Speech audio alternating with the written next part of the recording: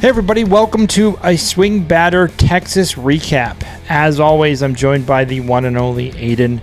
How you doing, buddy? How's things going? How's life? Things going great. Life is going great. Rangers doing great. I'd say it's overall pretty amazing. Life's great. Rangers are great. Pretty amazing. Why don't you just jump right into the recap? I'm not going to say I told you so, but I told you so. You were right. This week has probably been the best week that the Rangers have had in the past 2 years. Not even an exaggeration. 8-1 off of a 6-winning streak, taking 2 of 3 from the Tigers, one of the best teams in baseball. While admittedly they are on a losing streak lately, we were certainly a cause of that. Swept the A's, swept the Braves. Now we're going into the next week with this insane hot streak, both offensively, defensively, pitching-wise, against 2 division rivals, Angels and Mariners, who have also both been struggling lately. We've also managed to gain a lot of ground in the wild card and in the division. Astros 4-6 in their last 10, Mariners 5-5. Meantime, Rangers are 9-1, which is the best in baseball right now. Probably the best team since the All-Star break. Everywhere, all around, offensively especially, this team is looking amazing. Peterson's back from the IL, which is really nice because he's been out for 2 months. Everything's great. Yeah, I think this was you're facing the Angels and Mariners this week. We'll get into that. But looking at this last week, Detroit clearly has decided they're so far ahead that they're going to have an extended All-Star break. So it's interesting when I watch these teams because the teams that are bad, the players are playing really good to try to get picked up by the good teams because there's nothing better than going from a team that has no chance, i.e. the Rockies, the White Sox, the Orioles, the Braves of all teams. These are teams that just don't have a shot, and if you're a good player and you're not considered one of the cornerstones of the team, if you play well or pitch well, you'll do good. I think the biggest thing about this last week was your team pitching this last week was monumental. And this is why I think the Rangers should be feared. I don't think you don't want them in the playoffs for this very reason. They had 9 games. They allowed 5 runs once. They allowed 3 runs once.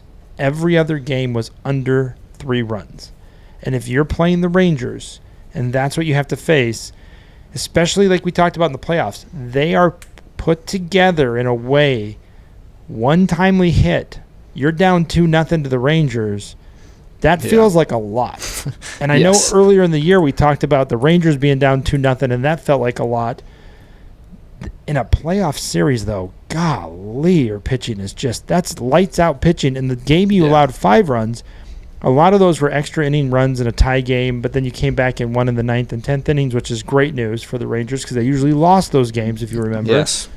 I thought that was a big win for them against the Braves. I know it's the Braves, but I feel like the Rangers are like, now we turn it on. Now we're going to the playoffs. So if I'm the Astros and I look in my rearview mirror and I see the Mariners and the Rangers, I am very scared of the Rangers. I'm not as scared of the Mariners. Totally, yes.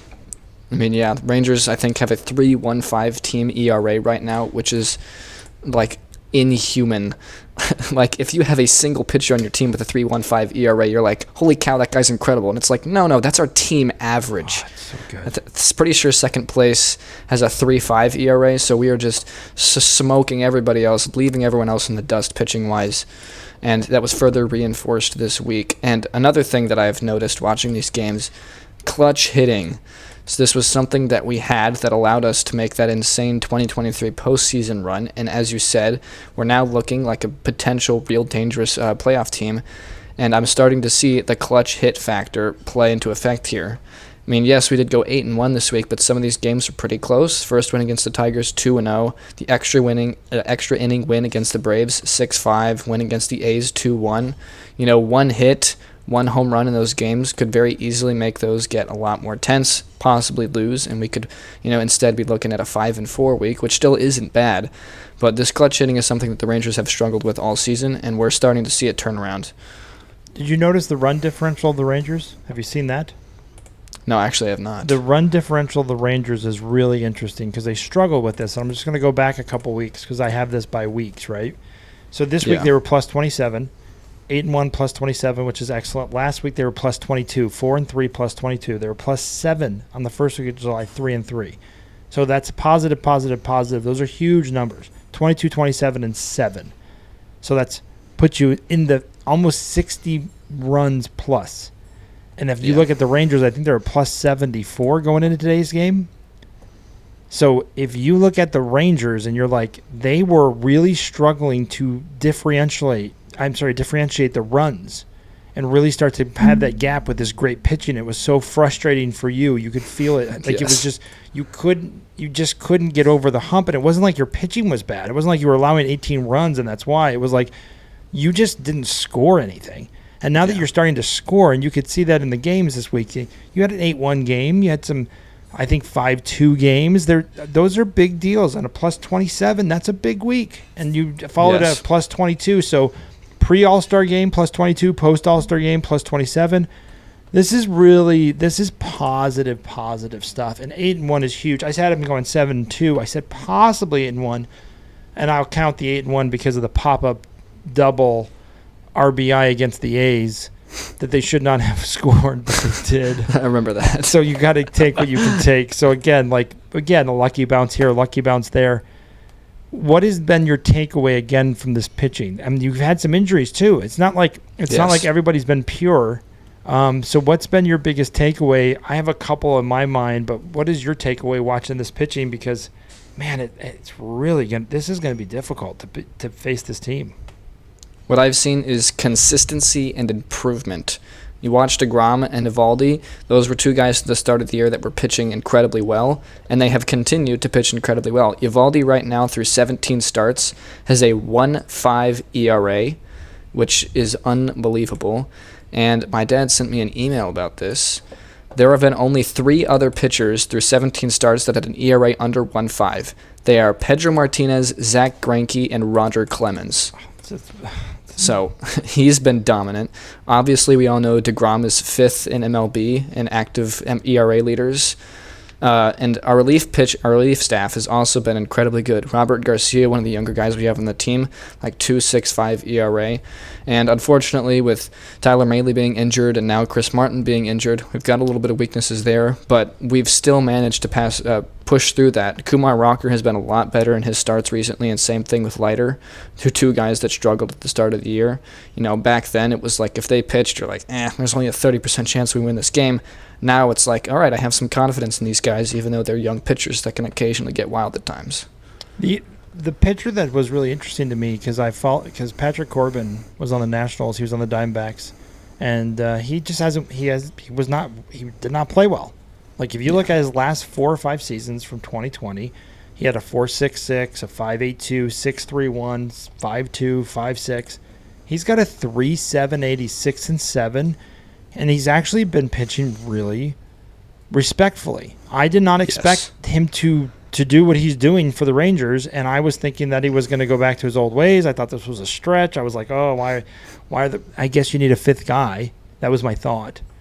So here I'm looking at this, and I'm like, Patrick Corbin has really played well and has been a really good signing for the Texas Rangers.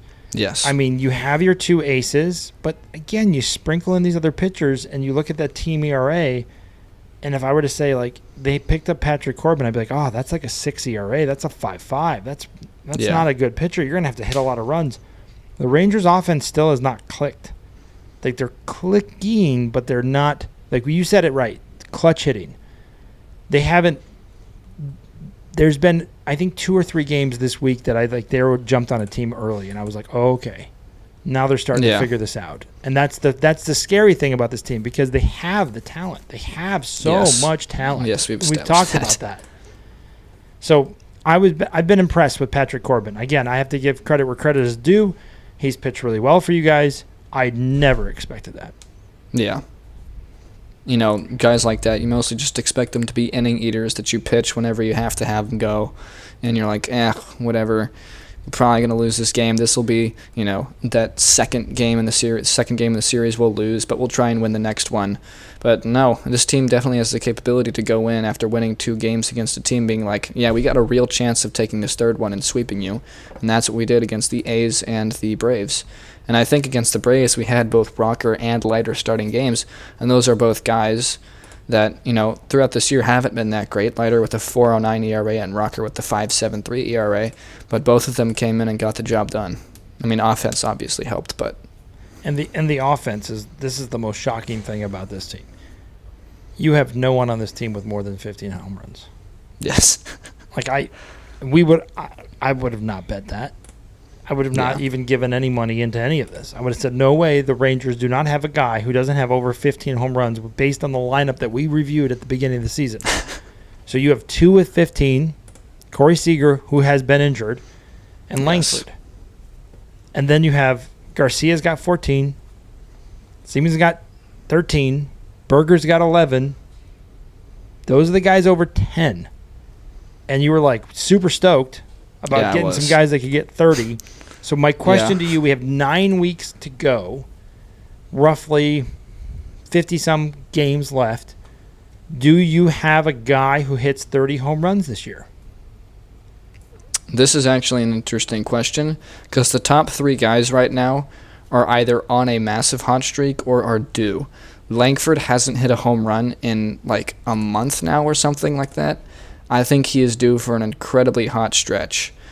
Seager has been hotter than the sun. I mean, I think he has a 26-game on-base streak right now and mashing pitches everywhere. And Garcia has been the same way. Normally when I watch Garcia, it's all right, here comes a 3-pitch strikeout or a very slim chance of a clutch home run. But nowadays, it's all right, he's slapping the ball around, he's getting some base hits, he's drawing walks, he's showing better plate discipline, and that's going to lead to better pitches, better swings, and better contact, which is going to lead to better home runs.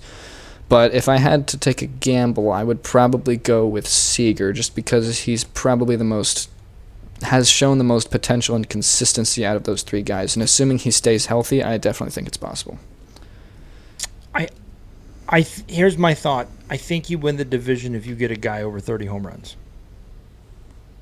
Because you're talking about 50 games, 15 home runs. That's hot. Yes. We're at roughly a little over 100 games at this moment. 15 home runs in 100 games is not. That doesn't even But if you get 15 in the last that means something to me. Yeah. So I think that again, if I'm the Astros I think are again a well put together team. Whoever is in the wild card, the Astros or the Rangers, that is going to be a very tough out. I think we can both agree on that. These 2 teams are there. I don't know what to think of the Mariners because they're good. I guess you could get 3 teams in. I guess the Mariners, the Astros, and the Rangers could all make it into the playoffs. That's intriguing.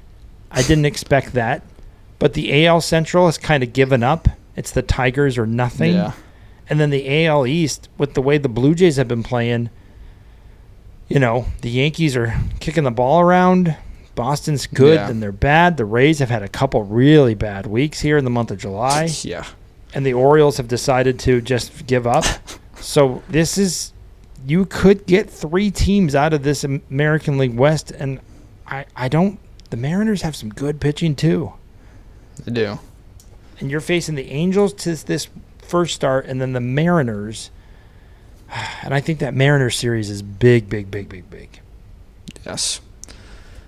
And one other weird thing about the Mariners that I think also makes them slightly dangerous is we did talk about how the Mariners kind of aren't exciting in any way, but they are consistent. They're 28-24 at home, but they're also 28-26 away. That's very even. Typically with a team that was only 6 games above 500, you'll see that they have a pretty good home record and then a slightly below 500 away record. But the Mariners, they don't have that. They're 2 games above 500 on the road. So, again, they're pretty consistent and they kind of chug along. I feel like there's not been a lot of moments in the season where the Mariners were they're super hot and now they're super cold. I mean, in their last 10, they're 5-5. They're kind of turning into what the Rangers were before the All-Star break. Consistent 4-3 and then 3-3 and then 5-4. So if the Mariners go on a cold streak here, I definitely think they just lose it. But if they go on a hot streak, which I don't see happening, they could definitely start posing a threat. So you brought up home and road. The Rangers struggle on the road. This is a road week. So you had a great week out of the All-Star break. All of those games were at home, which clearly made a huge differential between home and road. To me, this is why this week is even more important. It's divisional foes, the Angels on the road, very doable, very beatable, and the Mariners. I think that series is going to be lights out. I know you're probably looking forward to that, but you can't go into the Mariners series losing to the Angels. You can't go in 1-2. So I just look at this and I go, man, oh man, like I hope you don't squander the 8-1 and go 1-5. Yeah. Because that would just be a gut punch. And then it would make that differential between home and road even greater. Yeah. Which is not what you want to see. Yeah, and if you can't succeed on the road and you're not consistent on the road, you're just not going to make it in the playoffs. Because no matter how hard you try, especially since they're probably not going to win the division, although it is possible, they will be playing a lot of road games if they make it to the playoffs. And again, one of the things about the 2023 postseason, they were called the Road Rangers. They were 11-0 when they played on the road that postseason. And from what their record looks like this year, that's probably not going to happen if they go into the playoffs. So, but this upcoming series is definitely going to tell us if they are going to be able to do that again. 6 games against division rivals on the road when we're at the time in the year when every game matters for the playoffs. This is going to tell, do we have the clutch hitting on the road? Are we going to be able to pitch those final innings with those clutch relief pitchers? Are we going to be able to do that kind of thing? If we are, then yes, your theory will be confirmed that we are a deadly playoff team. And if not, then we go 1-5, and we're back to where we were a week ago. So you have 7 games. You have 3 against the Angels, no day offs. So you have Angels, and then Mariners are on Thursday. So you have 7 games interdivisional. So you can't go 500. You can't go 3-3. Yeah. You got to go 4-3 or 3-4. And I think, again, you get DeGrom twice, I think. And then when is Eovaldi pitching tomorrow? Yes, I believe so. So you get those 2 pitchers twice. It's hard for me to think you're not going to go 5-2. Yeah, I would agree. So, with how hot this team has been. So I would be very shocked to see them go 2-5. That would be a terrible gut punch to finish out the month, especially it would just take away all the goodness of this last week. Yeah. And this was a great week for the Rangers. They got noticed. People got scared. Their pitching was excellent. So we'll see. We'll see if the road, if they become what you said. This is the beauty of the end of baseball. I feel like everything's ramped up. I feel like the intensity's a little better. I feel like the Rangers know that. They've been there, done that. They've won a World Series. They know what it takes to get there. So we will see if can they do it? Will they do it? Are they going to put the pieces together? Are they going to take 2 steps forward, 1 step back? And then you're going to come on and be very frustrated that this team is like, we're back to what we thought we were. I want to be better than this, which everybody does, but it's just not happening. Yeah. We're certainly hoping that doesn't happen. So you got Seager possibly getting over 30 home runs. I think if you get a player or 2 around 30, that means the division is yours. You got to get better on the road. You got yes. When I look at the standings and I look at I think it's how much is it as far as the differential? I think they are, I want to say 12 games above 500 on the road. Who? The Rangers. At home, I'm sorry. The Rangers are... we're 14 games. Whew, and you're 8 games under on the road. That can't continue. You can't continue that. Yeah. Because you have, you've played 54 versus 52. Yeah, you either got to make that home record continue to be cooking, but man, it'd be nice to just make that road record go up to 27 and 32 would be pretty nice at the end of this week. That would look pretty good. You know what they say, just play 500 ball on the road, which in some sense that's fine, but the Rangers need to do a little bit better than that to get to 500. You're right. Yeah, I think. To catch Houston, and I think Houston's catchable because you're plus 74 and Houston's a plus 39. Houston just got swept by the A's. I think Houston's having that struggle where they're having some injuries. They've had a couple pitchers go down. It will be interesting next week when we talk about the trade deadline. What moves did the Rangers make? What moves did the Mariners make? What moves did the Houston Astros make? Because that's all that matters to the Rangers. You got to catch one or not both of those teams. You don't want to be the third team in on this division because then you're really hoping for help from the other divisions. And that's difficult. And that is difficult. So you got them 5-2 this week, or is that your confident pick, or is that your I hope? I'm confident that we're going to go 5-2. Okay. I feel 5-2 would be respectable. I think that would be really good. I think you go, 2-1 against the Angels, 3-1 against the Mariners. That would be very awesome because that would put you ahead of the Mariners going into next week. And that again, that's where you want to be right now in the driver's seat. We have 9 weeks left. This is one of the 9. I can't even emphasize how huge it is to have that good week because there's so many teams. If you looked at the Batter 5, the Giants and the Cardinals, and they just really stumbled across. The getting out of the All-Star break. Boston stumbled. The Yankees have stumbled. The Rays continue to stumble. So when you have 10-9 games, you can really put a dent in it. Man, did the Rangers put a dent? 8-1. What a week. Yeah. I don't think we're as excited as we should be, but man, that pitching, everything that they did, I mean, it was a week. It was beautiful. It was a good, nice, consistent week. There wasn't like, we beat somebody 12-11. There wasn't a crazy game. And the 6-5 game, I mean, geez, I know, how many teams would like to have a 6-5 game be their worst pitching? Yeah, that's ridiculous. I mean, just going over the scores, they won 2-0, 4-1, lost 1-2. That's your only loss. You allowed 2 runs. 7-2, 6-2, 2-1, 8-3, 6-5, 8-1. That is such a great week of pitching. Yeah. I mean, you're talking about relievers. And that's the other thing I love about the Rangers going to the trade week. You guys are not desperate. You have good defense. Yes. You're not desperate for middle relievers. You're not desperate for starters. If you get one, great, but you're not like desperate. You got a good foundation. The question is, will they play up to their standard? And all year long, the hitters have got to start, and they're getting there. They're starting to turn it on. Like the starting pitching from Rocker and Leiter. It's been consistent and it's starting to go up, and that's what I like to see. Well, we'll see how many home runs we got, but right now 15-10 is not what we want to be talking about. I'd love to be talking about 25. 20. I mean, I had the same conversation with my SwingBadder crew there about the Dodgers, and they're really without Ohtani, man. That offense looks really bleak. And Seager could be an Ohtani, but he's, it's just not there. But I mean, Harper's had a tough year too for the Phillies, so it's been an odd year. It's been an odd year for home runs. I don't know if that's how you feel watching baseball, but the guys I expected to mash they're not mashing as much, I guess you could say. Yeah. And now Judge is injured I think he's been put in the 10-day IL. And we're facing the Yankees after this week, so if we can face them while Judge is out, that would be a blessing. I think he's 10-15. We'll see what the MRI says. Yeah. So, but the Yankees, talk to any Yankee fan, they're mad. We'll see what they do with the deadline. They picked up a Rocky basically for defense because their defense have been atrocious. It's just not have been good at all. And you get the Yankees at home too, which is a big benefit to how you guys play. Oh, yeah. So, as always, what is 5-2 this week? You're feeling great. You want a couple more wins. You get to watch the game tonight. Get to watch the game all week. You don't have school starting for what, another month or so? Yeah, like 21st. Okay, so you get 5 straight weeks of baseball before everything gets going, 3 to 4 maybe.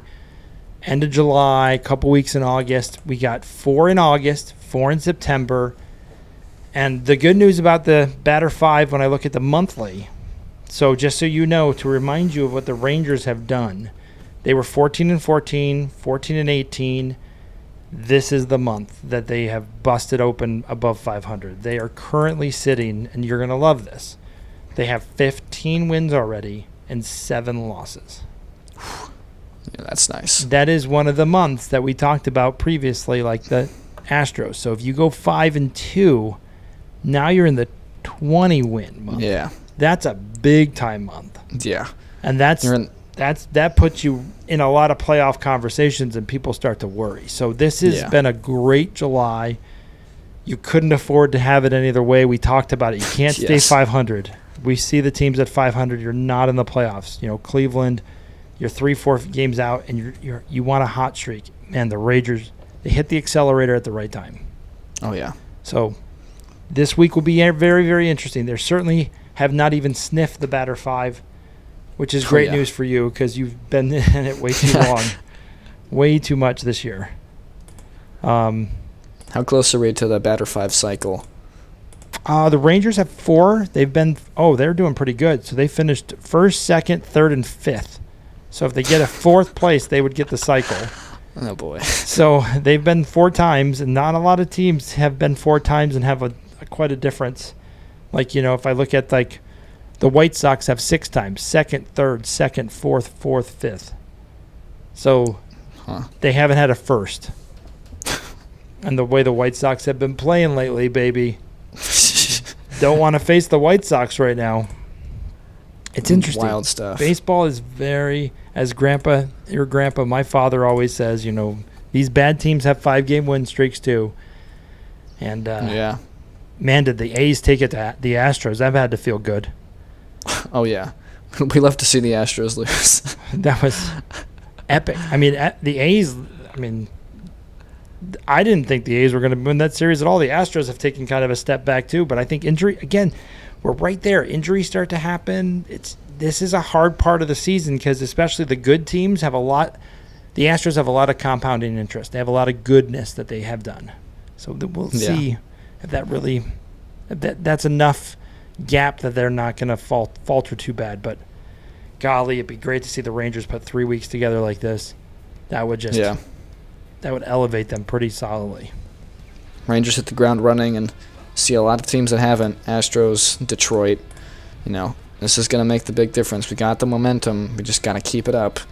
And soon enough, we're going to catch up to Astros, wild card, division, and come up way too fast. Well, hopefully the road games don't hurt you as bad as they have in the past. And we'll get to see that. So I have them at 5-2. You have them at 5-2. Thanks for joining us on the Ranger Recap.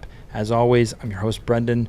That is Aidan, and we're pretty stoked because the Rangers are showing life, and the Diamondbacks, who I follow, are selling everybody.